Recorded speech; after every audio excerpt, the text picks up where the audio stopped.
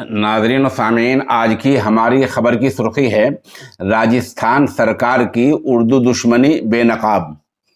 राजस्थान सरकार ने एक लेटर जारी करके कहा है कि सरकारी स्कूलों में उर्दू, पंजाबी और सिंधी ज़ुबान अब नहीं पढ़ाई जाएंगी और नहीं सिखाई जाएंगी, बल्कि इन ज़ुबानों की जगह संस्कृत ज़ुबान की तालीम दी जाएगी।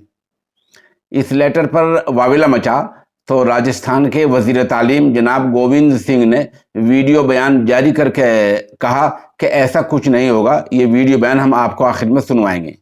सवाल यह है कि जो लेटर आपकी सरकार ने जारी किया है उसका क्या होगा।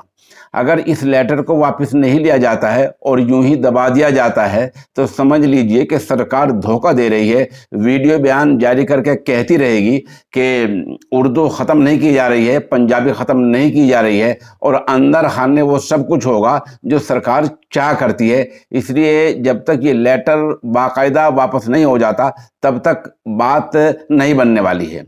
यह वो नुक्ता है जहां आम शहरी सरकार के झांसे में आ जाता है।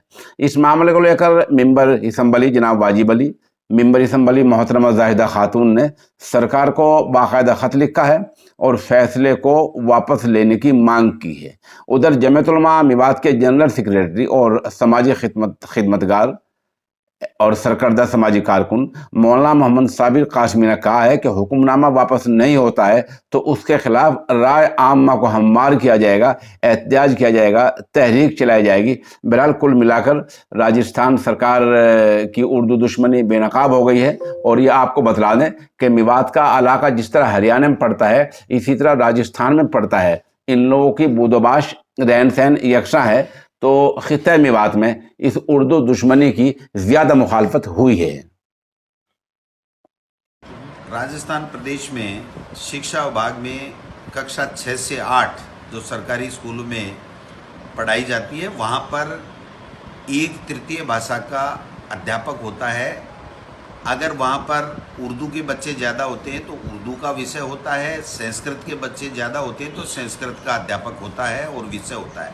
लेकिन किसी भी स्कूल में एक भी बच्चा अगर उर्दू पढ़ना चाहता है तो उसके प्रवेश को रोका नहीं जाएगा।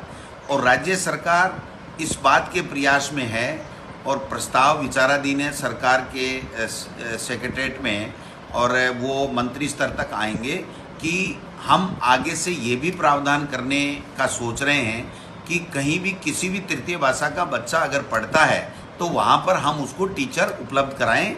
लेकिन चूँकि ये प्रक्रिया के अंतर्गत है और अंतिम फैसला आखिर में जब कानूनी प्रावधानों के मुताबिक होगा। लेकिन मैं ये कहना चाहता हूँ कि किसी प्रकार से उर्दू को कोई समाप्त नहीं कर पाएगा। उर्दू विषय पढ़ने वाले बच्चे की उचित व्यवस्था पढ़ने की जाएगी। और एक भी बच्चा अगर उर्दू विषय पढ़ने वाला हो तो उसका एडमिशन दिया जाएगा, अगर संस्कृत विषय पढ़ने वाला हो तो संस्कृत के लिए एडमिशन दिया जाएगा। एक किसी तरह की भ्रांति रखने की आवश्यकता नहीं है। जो कुछ कतिपय लोगों द्वारा भ्रांति फैलाई जा रही है कि उर्दू का पद समाप्त किया जा रहा है, उर्दू नहीं पढ़ाई जाएगी, ये कतई गलत है और इस तरह की अफवाहों पर ध्यान देने की आवश्यकता नहीं है।